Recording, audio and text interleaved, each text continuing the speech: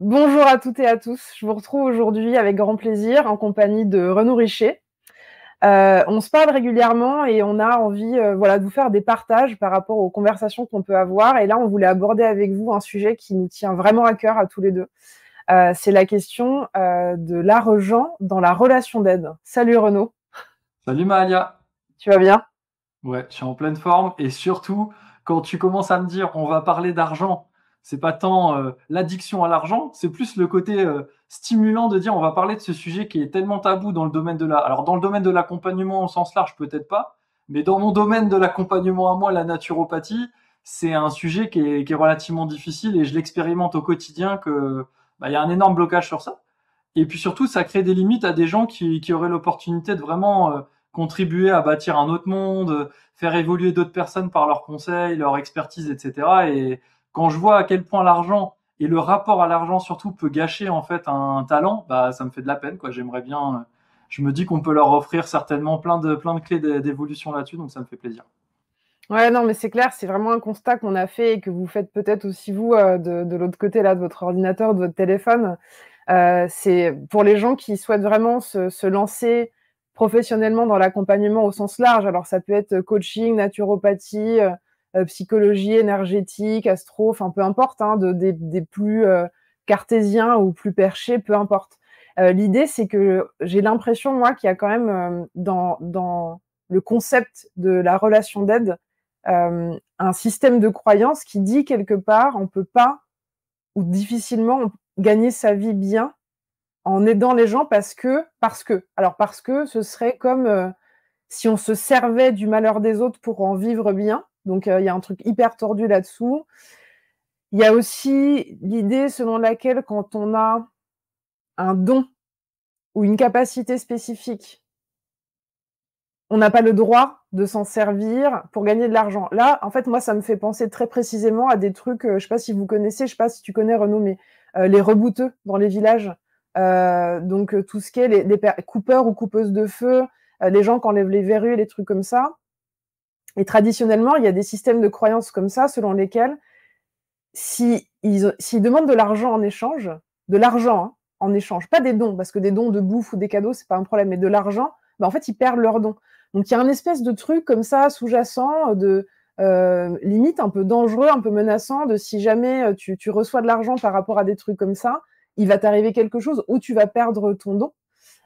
Et puis surtout, il faudrait pas non plus trop montrer que l'argent c'est agréable, que l'argent c'est un truc qui permet d'être libre, que l'argent on aime ça, parce qu'en fait c'est pas compatible avec quelque chose de vertueux. Donc là on retombe un petit peu sur l'idéologie judéo-chrétienne complètement hypocrite, parce qu'alors quand il s'agit de se gaver de bijoux et de dorures dans les églises, il y a du monde, et puis d'un autre côté il y a la question de l'ascèse et tout ça. Enfin voilà, je vous donne 3 pistes là comme ça rapidement, mais en fait ces trucs-là sous-jacents donnent comme conséquence ce que vous disiez Renaud il y a 2 secondes, c'est-à-dire qu'il y a des gens qui galèrent à se lancer dans les métiers de l'accompagnement, qui galèrent à en vivre. Il y a des gens même qui n'osent pas, je pense, envisager que ce soit une possibilité parce que, et ça c'est un truc que j'ai vachement dans mes reconversions pro, j'ai pas mal de profils, c'est souvent des nanas qui gagnent bien, voire très bien leur vie, qui ont vraiment un cœur, une envie profonde d'aller dans des trucs type naturopathie, et qui se disent je vais être obligé de baisser mon niveau de vie de manière drastique. Il va falloir que je vive en mangeant 3 concombres et 2 quartiers d'avocat par jour et que je dorme dans les arbres.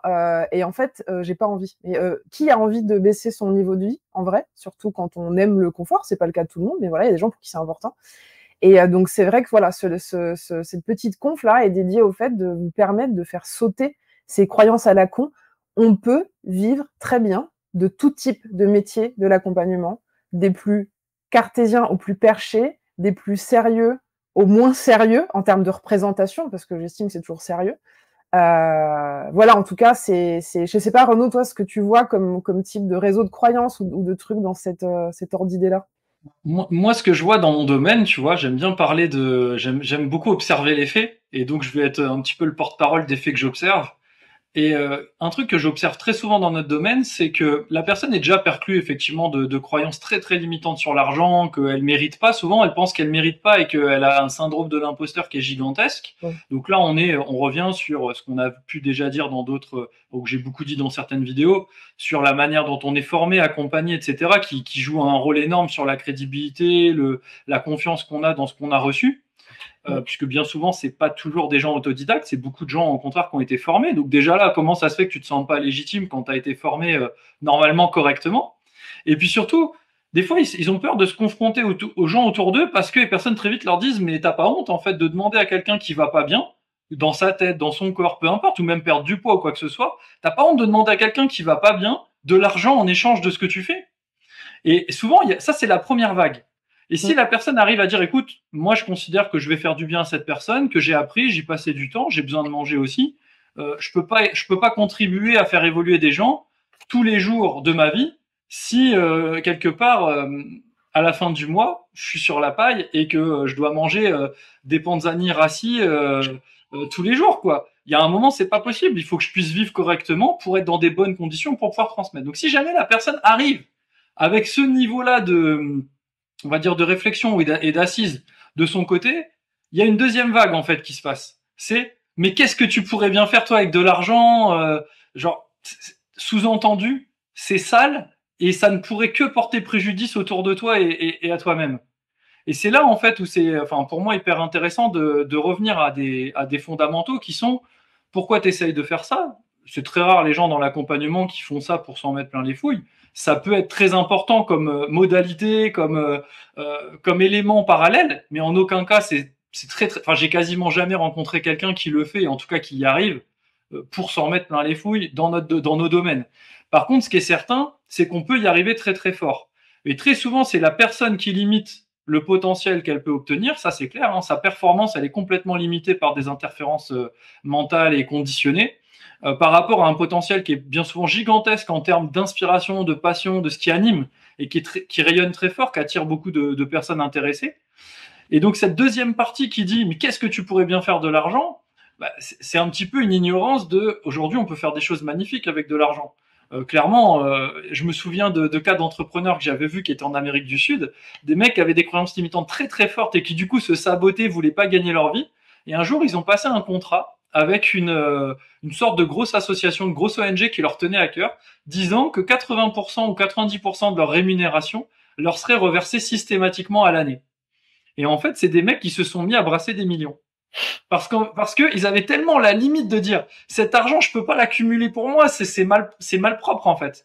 Mais au moment où ils savaient qu'ils allaient le reverser à quelque chose qui a du sens, bizarrement il y avait plus aucun problème à générer énormément d'argent. Et c'est là en fait que c'est intéressant parce qu'on est face à un public dans l'accompagnement qui galère à gagner sa vie bien souvent, mais c'est pas que parce qu'on peut pas, c'est essentiellement parce qu'on se l'autorise pas. Et c'est là où ce sujet je le trouve passionnant parce que il y a tout à faire et que on ne pourra pas contribuer à changer les choses massivement si soi-même on se limite en disant tu peux le faire que 2 fois par semaine maximum. Tu vois, tu peux parler qu'à 2 personnes par semaine, tu peux pas faire de conférences, de trucs comme ça, t'es pas légitime, tu dois pas gagner ta vie et surtout, bah, il te faut un autre job pour manger parce que la finalité elle est là. Tu sais, dans notre domaine, on en a déjà parlé, Malia, mais dans la naturopathie, franchement, 99% des naturopathes certifiés ne gagnent pas leur vie, voire ont un boulot alimentaire, ou bien sont dans des situations, pour certains, absolument incroyables. J'ai vu des gens lors du premier confinement qui étaient à la soupe populaire, hein, alors qu'ils étaient diplômés des plus grosses écoles de naturopathie en France. C'est quand même un peu chaud, quoi, de voir que, et quand on regarde, c'est pas juste l'État qui reconnaît pas, c'est pas juste les gens qui ont pas de sous pour payer. Il y a bien autre chose et dès qu'on fait sauter, bizarrement, il y a des clients et ils sont très contents de consommer la prestation et de bénéficier des conseils.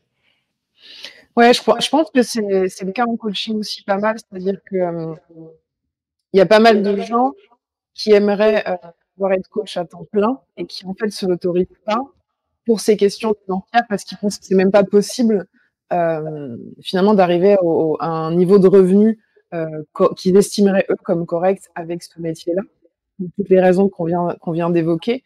Donc c'est à la fois il y a à la fois la question de la légitimité dans l'absolu, il y a la question du rapport à l'argent dans l'absolu, de l'argent dans la relation d'aide. Et donc c'est vrai que les croyances que les gens peuvent avoir, c'est pas possible, ou je mérite pas, c'est-à-dire il faudrait faire partie d'une poignée d'élus dont toi et moi, par exemple, ferions partie et pas les autres, alors que je vois pas le rapport. Enfin, il y a de la place pour tout le monde. Il y a aussi ça, je trouve, tu sais, l'idée selon laquelle la quantité d'argent disponible ou la quantité de place disponible pour accompagner les gens est limitée. Il y aura un numerus clausus mystérieux venant d'on ne sait où. Alors, pour le coup, moi, je vous propose mon système de croyance à moi, et vous le prendrez si vous plaît. Je pense que l'abondance est infinie, qu'il y a assez pour tout le monde tout le temps, que ce sont d'autres questions qui font qu'il y a des gens qui galèrent et d'autres moins, que tout ça se travaille, que tout ça peut être modifié. Il n'y a pas de ça fait 30 ans que je suis comme ça, donc non, ça suffit, quoi. Il faut absolument faire ça. Moi, c'est des trucs que je supporte pas entendre. Même dans ma vraie vie, quand j'entends des gens qui disent oui, de toute façon, moi, ça fait 30 ans que, franchement, soit je leur rentre dans l'art, soit je me barre, parce que c'est vraiment le genre de truc que je supporte assez mal. Et je le supporte mal aussi parce que je vois les gens entretenir une situation hyper négative dans laquelle ils sont, alors qu'en fait, ils tendent le bras, c'est terminé, en vrai, tu vois. Donc sur cette question d'abondance et sur cette question du nombre de places pour être accompagnant, coach, naturopathe, etc. Le fait est que moi, si j'avais écouté cet argument-là, je ne serais pas en train de vous parler aujourd'hui, parce que quand je me suis renseignée, donc ça fait il y a mes toutes premières recherches pour être coach, ça doit dater d'il y a 7 ans. Les premiers trucs que j'ai entendus et lus, c'est de toute façon, il n'y a plus de place, de toute façon, le marché est surchargé de coachs, de toute façon. C'est faux, en fait. Tout ça, ça n'a aucun sens. De toute façon, les besoins en accompagnement évoluent en même temps que la conscience de l'humanité évolue. Les besoins en coaching ou en naturopathie, pour des raisons un petit peu différentes, ne vont cesser que d'augmenter, puisqu'on se rend compte d'avoir un coach de différentes disciplines et sur différents sujets. C'est vraiment un accompagnement à avoir un soutien et un miroir et quelque chose qui nous encourage et qui nous challenge. La naturopathie, c'est selon moi, hein, en tout cas dans ma vision, c'est la future seule médecine, puisque c'est pas de la médecine, c'est de la prévention et c'est une vision globale. Donc c'est à chaque jour un peu le cas. Pour moi, il y a de la place pour ce type de choses. Et après, sur le fait de pouvoir de se faire de l'argent, de la souffrance, moi, je vous propose de voir ça, de retourner point de vue. Quand vous accompagnez, vous allez lui proposer des solutions, mais pas que. Donc, des solutions concrètes, des traitements, des prises en charge. Vous allez aussi lui proposer une vision du monde différente. Une vision du monde qui va lui permettre, si il ou elle s'en saisit, de vivre mieux, d'avoir un quotidien plus agréable. Et selon moi, à chaque fois que vous allez, ça touchera un peu les personnes qui l'entourent, et comme ça, c'est un exponentiel. Donc en fait, l'argent que vous recevez, pas uniquement pour avoir accompagné une personne à tel jour, telle heure, c'est aussi une manière de récupérer le bien que vous lancez dans l'humanité tout entière. Et ça va peut-être vous paraître manquer d'humilité, mais c'est vraiment comme ça que je vois les choses, en fait. Et il y a un autre élément qui me semble vraiment important. Donc, tout ça pour dire qu'il n'y a finalement pas de limite à l'argent que vous pourriez demander. Parce qu'en fait, il n'y a pas de limite. Vous faites à chaque fois que vous accompagnez une personne, vous donnez un conseil avisé, que vous proposez une façon de voir le monde qui est plus positive et génératrice d'inspiration et de bonheur. Il y a zéro limite à ce que vous pouvez recevoir en échange. Il n'y a pas de plafond, en fait. Pour moi, il y a peut-être des minimums par rapport à avoir des besoins de base, de manger, de dormir, des fringues, de quoi se prendre soin de soi, etc. Ok, il y a peut-être un minimum, c'est variable selon les gens, selon là où vous habitez en plus. Il n'y a pas de max. C'est quoi un tarif maximum de consultation? Ça n'existe pas. C'est pour ça que, alors ça, il y a des millions d'autres dans le il y a des qui ont des accompagnements, les Tony Robbins, les Francesca, j'ai oublié son nom de famille, peu importe, mais en gros, c'est des gens qui peuvent facturer 10 000, 6 000 euros, dollars. Non, c'est bien. Il n'y a pas de limite à ça. Et si vous voulez, dans l'absolu, essayez de vous dire que encore une fois, c'est mon point de vue, mais pour pouvoir être généreux, être aligné, être attentif à l'accompagnement de quelqu'un, personnellement, moi, j'ai besoin d'être reposée, de me sentir bien, d'être dans un endroit que je trouve agréable, de pas avoir à m'emmerder avec plein de trucs. Et donc, en fait, ma capacité à accompagner, elle est aussi liée à mon confort de vie. Encore une fois, le confort de vie est variable selon chacun, chacune, selon l'histoire, selon le lieu où vous vivez. Mais moi, plus je suis cool, plus je me sens bien, plus je suis disponible à accompagner les gens. Donc en fait, ça va de pair. Ça va de pair. Le stress que j'ai pu avoir au début de ma carrière, c'est normal, c'est des étapes et tout ça. Certaines inquiétudes, est-ce que ça va le faire? Est-ce que je vais avoir assez de thunes? C'était OK pour moi de les avoir temporairement, en fait. C'était pas ça. Mon objectif, c'était le plus vite possible de pouvoir être cool et de pouvoir bosser pleinement, en fait, à ce que j'aime faire et pas en train de faire des petits calculs à la con et de me dire: «Est-ce que je vais galérer?» de me dire moi, je veux pouvoir me barrer et prendre mes vacances quand j'en ai besoin. J'en prends pas des masses parce que je suis passionnée par ce que je fais, mais franchement, des fois, il faut vraiment que j'en prenne et que je fasse des pauses. Et ben, je veux pouvoir le faire quand je veux et dans des bonnes conditions. Et pour pouvoir faire ça, ben, il me faut du blé, en fait. C'est pas très compliqué. C'est magnifiquement dit. Et je pense que après, il y a tout un travail pour accepter aussi de définir c'est quoi le niveau de confort dont j'ai besoin, finalement, parce que beaucoup de gens ne savent pas. Ils ont l'impression que déjà ils sont dans un schéma de confort qui leur a été un petit peu transmis. On leur a expliqué qu'il leur fallait ça ou ça parce que c'est pas vraiment du confort, c'est de la sécurité. Une sécurité qui est pas franchement épanouissante, qui est plutôt le chemin de l'ennui pour certaines personnes, tu vois, de dire il faudra un CDI, il faudra une maison dans un lieu tel que celui-là parce que sinon il y a de la criminalité, il te faudra une voiture, tant de place, avec une assurance comme ci, comme ça. Et pour beaucoup de gens, en fait, tu vois, je pense que un des gros blocages, c'est le fait que, au fond d'eux, il y a quelque chose qui sait que ce système-là, il a aucun sens d'être alimenté. Et donc, si gagner des sous dans une activité supposément épanouissante et qui anime de l'intérieur, c'est pour entretenir un moulin qui clairement bat dans un sens qui fait rêver personne, peut-être aussi qu'il y a quelque chose à repositionner à cet endroit-là. Enfin, en tout cas, c'est quelque chose que je ressens par rapport notamment à la notion d'abondance, où quand t'es pas aligné vers la direction qui vraiment vibre en toi, qui vraiment t'anime au plus profond de toi, cette espèce d'étoile polaire qu'on a tous quelque part, un truc qu'on sent que c'est par là, en permanence tu fais bip bip bip bip bip bip bip, quand tu passes dessus tu sens que c'est là, tu sens que ça te fait rêver. Le problème c'est que tu dis ouais mais attends, ça c'est pas un truc de bac+5 qui va être reconnu par la société, c'est galère. Imagine, machin, et puis comment je vais faire, et puis c'est pas le truc admis, c'est pas ce qu'on dit à la télé, et puis ci, et puis ça.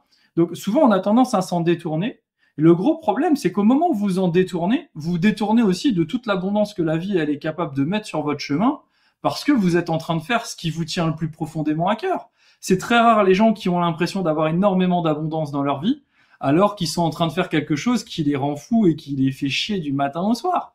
Ça n'existe pas, tu vois. J'ai jamais vu quelqu'un dire alors mon boulot je le déteste mais c'est génial, j'arrête pas d'avoir des opportunités pour gagner plus, machin, faire d'autres trucs. Même quand on leur propose, ils le verront jamais comme une opportunité parce qu'ils sont pas sur une voie qui les anime. Quand on veut justement dans l'accompagnement par conviction, on commence à faire ce chemin d'aller vers un truc qui nous anime. Et parfois, il faut aussi apprendre à accueillir l'abondance sous une forme qui est pas toujours monétaire. Parfois, c'est une rencontre. Parfois, c'est un conseil.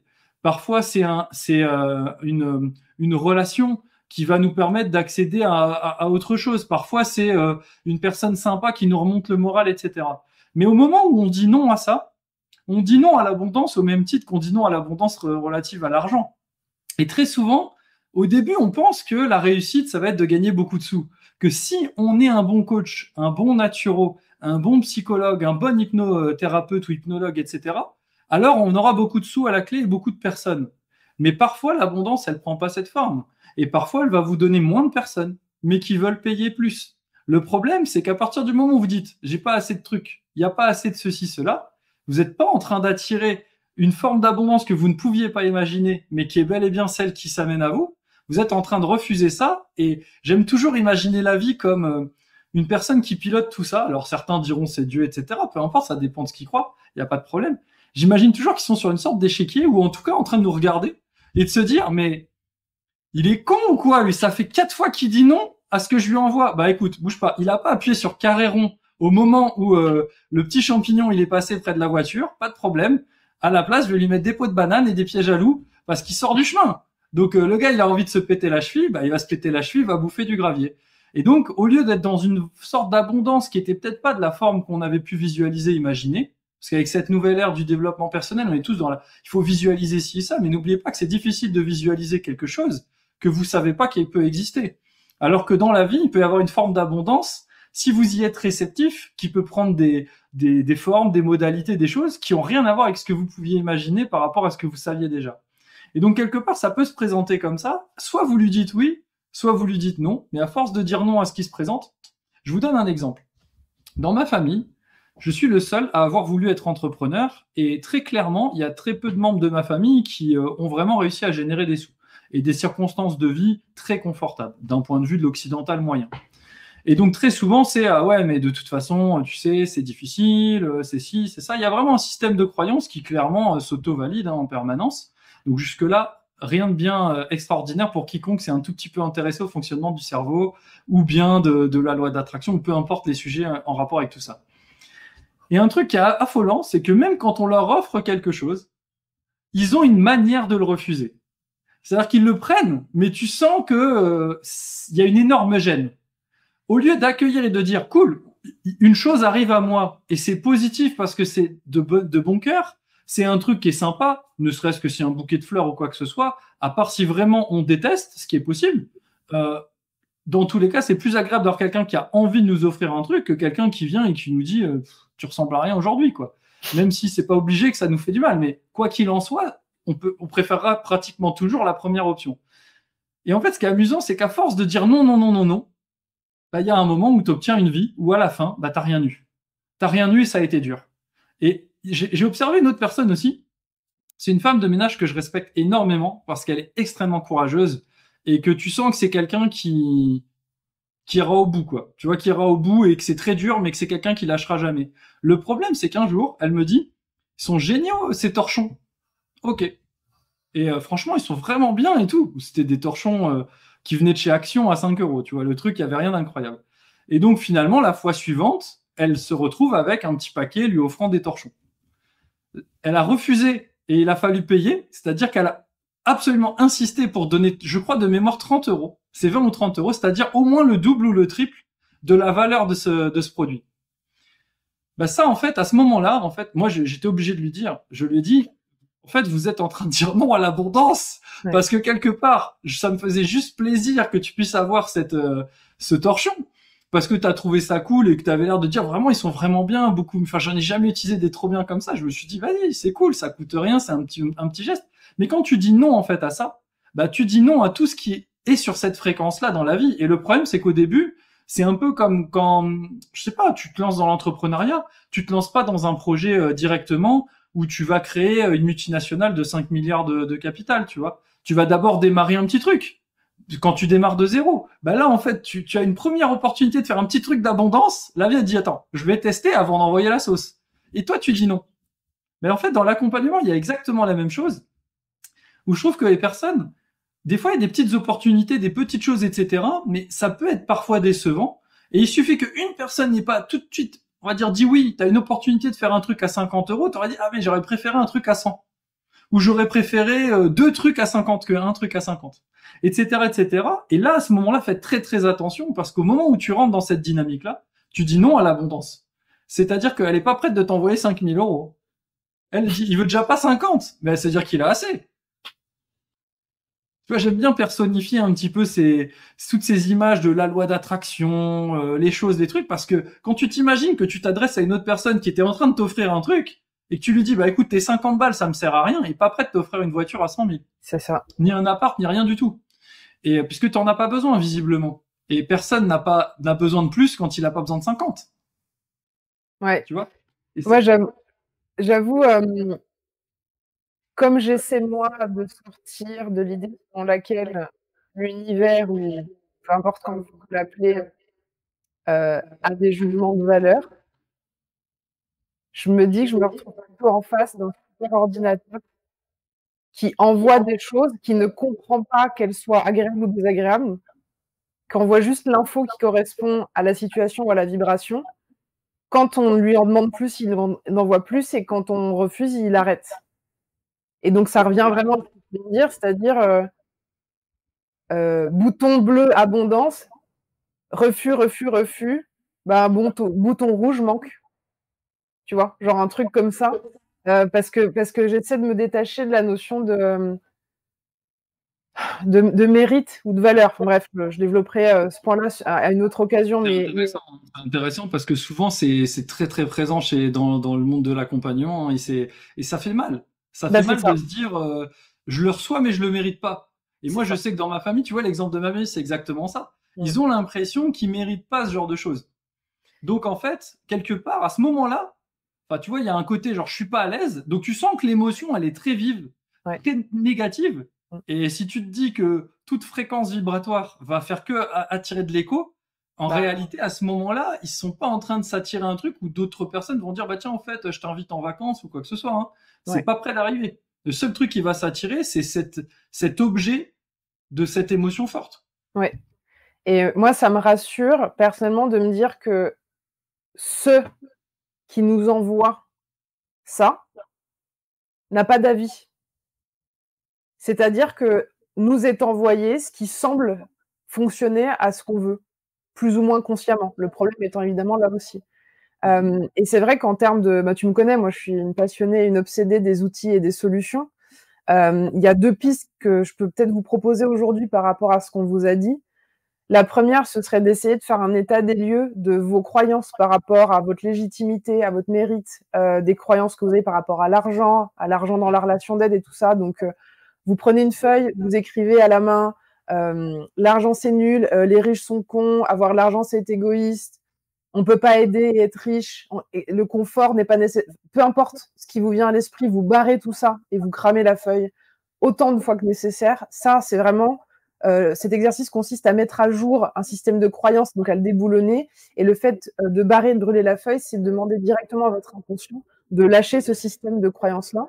Ça ne veut pas dire de devenir naïf, c'est-à-dire que s'il y a des idées que vous souhaitez garder, vous pourrez le faire, mais vous le ferez librement et par choix. Ce sera plus en réaction à un système que vous avez intégré inconsciemment depuis tout petit ou tout petite. Donc ça, c'est vraiment c'est à vous d'aller prendre une putain de pelle métaphorique et d'aller creuser dans votre façon de voir les choses, finalement, où est-ce que ça cloche. Juste une micro aparté sur la notion de mérite. Quand j'étais au festival de télévision de Monte-Carlo, sur lequel j'ai été journaliste là pendant une semaine, j'ai fait une série de vidéos et la 5e vidéo est sur cette notion de mérite. Pour résumer très rapidement, j'explique qu'en fait, j'y crois pas. Alors, c'est important de pouvoir obtenir certaines choses qui nécessitent un certain travail, par exemple apprendre une langue ou réussir certaines choses qui ont besoin d'un entraînement et de capacité. Ça, c'est OK. Par contre, selon moi, il faut arrêter de croire que toutes les bonnes choses qui nous arrivent doivent avoir été méritées au sens on doit avoir fourni un niveau de souffrance équivalent pour l'obtenir, sinon ça vaut pas.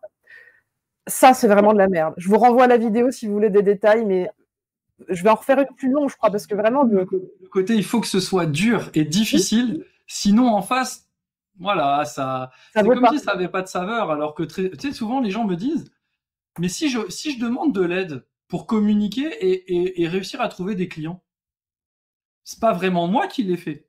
Mais je dis à la fin de la journée, les gens dont tu auras changé la vie, c'est maintenant qu'ils ont envie de te trouver. Si tu peux changer leur vie, c'est pas dans 6 mois sous prétexte que tu dois le faire toute seule. Et tout le monde s'en fout surtout, en fait. Bien sûr. C'est-à-dire qu'on est axé sur une notion de devoir vraiment mériter tout ce qui t'arrive de beau. Il faudrait qu'il y ait des raisons qui sous-entendent qu'il y a eu des efforts. Donc ça, c'est le message contraignant, fais un effort en plein dans le mille, judéo-chrétien en plein dans le mille, porter sa croix. Bon, je vous fais pas un dessin, on sait d'où ça vient. Mais moi, je suis en train, là, en ce moment, de prendre la mesure du truc parce que quand j'ai obtenu cette occasion, cette opportunité d'être journaliste au Festival de Monte-Carlo, il y a toute une partie qui sont liées à des compétences que j'ai et que j'ai acquises au fil de ma vie, mais c'est surtout un énorme cadeau du ciel, quoi. Et que j'ai accueilli avec gourmandise et à bras ouverts. Et plusieurs fois, on m'a dit « Ah, profite, tu l'as bien mérité ». Alors, à la fois, ça me fait plaisir, parce que je me dis, les gens reconnaissent ce que j'ai fourni comme travail, et ça, et c'est cool, hein, ça me fait plaisir, attention. Hein. Par contre, il y a une petite part de moi qui me dit « Mais attends, quand j'étais dans le lagon bleu, là, en train de glander au bord de la piscine pendant mes 2 heures de pause, est-ce que j'avais besoin de le mériter, ça? Non. Je suis là pour kiffer ma life parce que j'existe, parce que je suis sur Terre. Je m'en bats les couilles d'avoir dû souffrir. J'ai pas souffert pour obtenir ça. Par contre, j'ai travaillé ma capacité à l'accueillir, à l'accepter. Et comment j'ai fait ça? 2e suggestion d'exercice. Vous allez me dire, on a déjà entendu, gna gna gna, je m'en fous, ça marche, faites-le quand même. Les Ça va, gratitudes, on est putain, la gratitude, les gens, la gratitude, la gratitude, la gratitude. Faites ça, démerdez-vous, faites-le à voix haute, dans votre lit, le matin, le soir. Prenez des stylos, prenez un carnet, écrivez tous les jours les choses dont vous êtes heureux, content, que ce soit des rencontres, des cadeaux, des opportunités, des coups de bol, des trucs qui vous sont passés sous le nez et à propos desquels vous vous êtes aperçu a posteriori qu'en fait c'était une bonne chose pour vous. Je pense souvent, moi, quand il y a des choses qui sont annulées, avant c'était compliqué, moi ça l'est de moins en moins, surtout parce que maintenant j'ai choisi de croire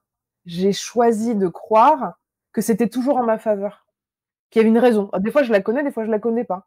Mais voilà. Et donc en fait, faites ces exos-là, faites-le tous les jours, prenez 3 minutes, un post-it et vous écrivez « Je suis fière aujourd'hui d'avoir nanana, merci, merci, merci la vie de m'avoir nanana, je suis heureux d'être… voilà, et ben moi aujourd'hui, je peux vous dire que je suis en gratitude d'avoir rencontré Renaud, en gratitude des conversations, de nos échanges, de ce qu'on peut transmettre ensemble. À chaque fois, ça nous permet d'évoluer dans nos systèmes de pensée, de préciser des trucs.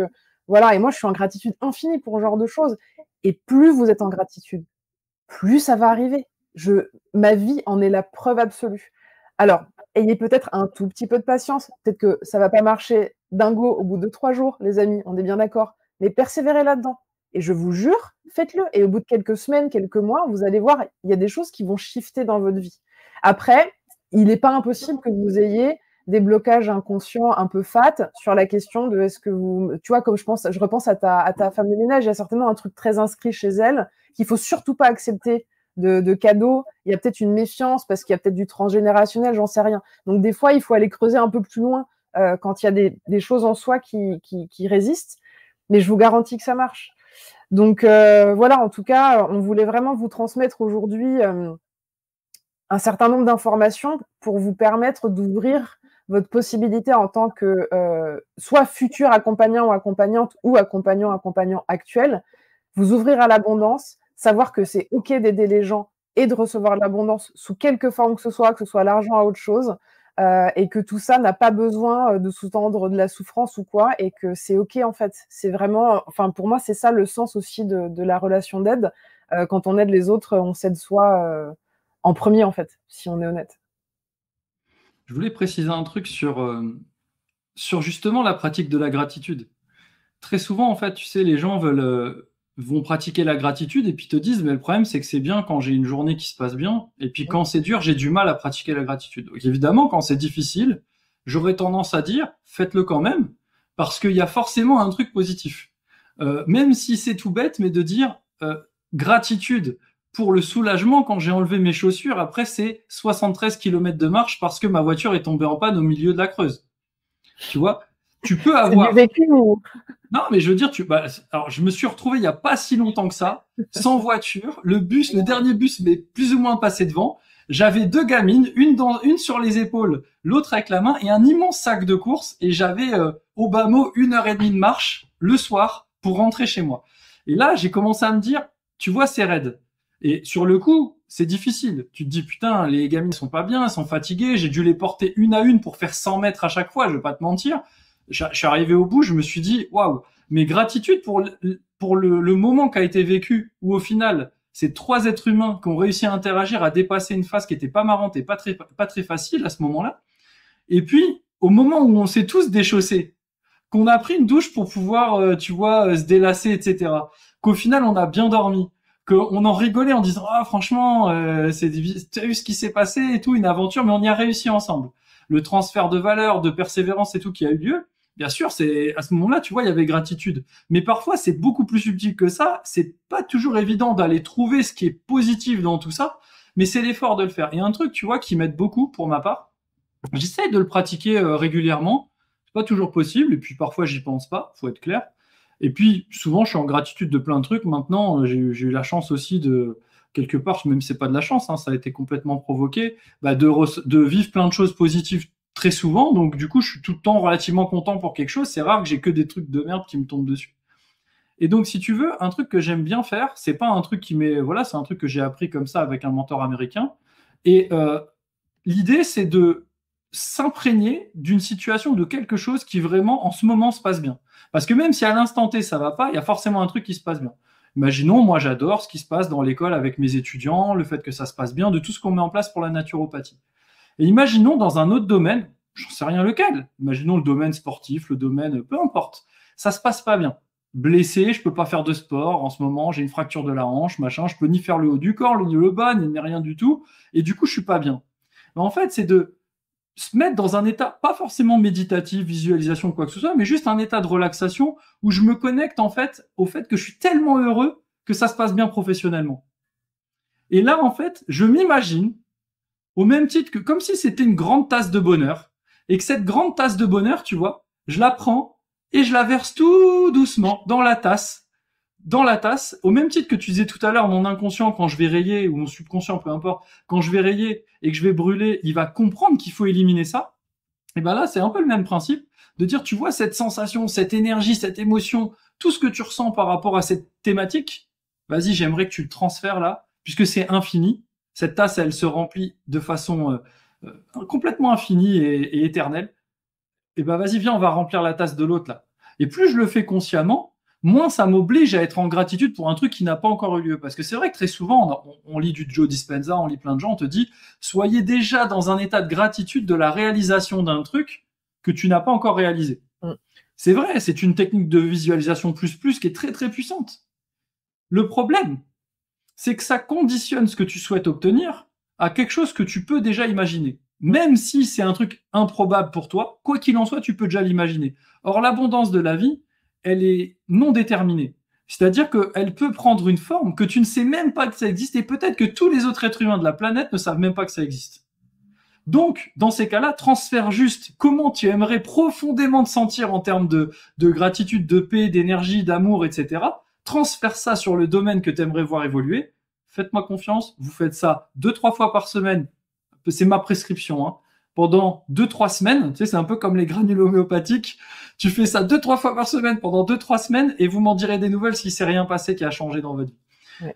Et ça, ce qui est intéressant, je trouve, c'est que ça t'oblige pas à te confronter à une limite au moment où tu vas être en train d'écrire gratitude pour mon travail super intéressant alors que t'es secrétaire et malmené et que ça te plaît pas. Et puis tu peux même être cadre sub, directrice d'une boîte qui gagne énormément et que ça te plaît pas. Ouais. Et donc quelque part, au lieu d'être en gratitude pour un truc qui fondamentalement te plaît pas, t'as le droit de faire le constat que c'est pas ce que tu veux.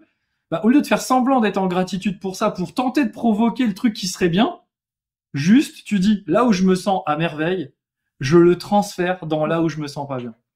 Et ça fonctionne. Ça, c'est extrêmement puissant. Je trouve que c'est un autre moyen de. Après, j'ai des moyens un peu plus drastiques que je pratique très souvent avec mes étudiants récalcitrants. À titre d'exemple, c'est un peu comme quand Malia vous dit notez vos croyances. Moi, en fait, ce que je fais, c'est que je fais un petit exercice pour déterminer combien ils devraient gagner. Au minimum, tu vois. Et souvent, ça donne un chiffre qui est au-dessus de leur croyance ou de leur probabilité d'atteindre. Je sais pas, imaginons que la personne dit ne serait-ce que, je sais pas, c'est pas improbable de gagner 5 000 euros, mais pour beaucoup de gens, c'est pratiquement impossible dans leur esprit. Mais imaginons que ce soit 10 000. Bah, je leur fais écrire entre 100 et selon mon humeur, 2000 fois, je gagne tant d'euros. Donc là, forcément, ton cerveau, lui, au bout d'un moment, si jamais il y a des choses qui sont trop en confrontation directe avec ça, ça va sortir. C'est-à-dire que tu vas commencer à te démanger, tu as une tension dans la vertèbre, tu tiens plus sur ta chaise, ta main te fait tellement mal alors que tu aurais écrit j'aime mon chéri ou j'aime ma chérie, concrètement, t'avais pas mal, hein. Il n'y avait pas de problème, ou bien le chocolat ou quoi que ce soit. Hein. Mais ça, tu sens que physiologiquement, il y a un truc qui essaie clairement de te la mettre profond. Et tu sens que ça là, tu vois. Ça somatise. Et tu sens que à quel point, c'est là que tu comprends à quel point tu peux, par le biais de ce que tu vas générer dans ton conscient, aller réveiller des trucs qui sont ancrés même dans le corps, même dans l'esprit, etc. Et c'est amusant parce que ça fait toujours sortir des phrases absolument atroces. Enfin, je pense que tu l'as déjà fait ce genre d'exercice. Mais moi, ce que j'adore, c'est que ça fait sortir des phrases qui sont atroces, mais qui sont pas que atroces pour l'argent. Tu les retrouves aussi dans tes relations, tu les retrouves aussi, genre 99% d'entre elles, tu les retrouves dans des trucs absolument horribles. Donc c'est un truc que je dis pour dire, avant de, si t'as du mal à les noter ces phrases-là, parce que ça dépend. J'aime bien utiliser les énéatypes, les choses comme ça dans ce genre de cadre, mais t'as des gens qui vont, par exemple, l'énéatype 9, sans rentrer dans le détail, il aura toujours tendance à te dire, bon, effectivement, j'ai l'impression que je mérite pas, mais c'est pas vraiment ça parce que j'arrive quand même, nanani, nanana. Ils vont toujours te l'arrondir et te le pacifier pour te dire, ça serait pas bien d'avoir cette croyance, je peux pas parce que quand même par rapport à ceux qui m'ont éduqué, ça sous-entendrait qu'ils me l'aient transmis, donc ils veulent arrondir les angles. Donc du coup, j'aime bien ce genre d'exercice parce que peu importe ton type de profil ou quoi que ce soit, crois-moi que quand tu l'écris au minimum 100 fois, déjà ça te calme 2 minutes.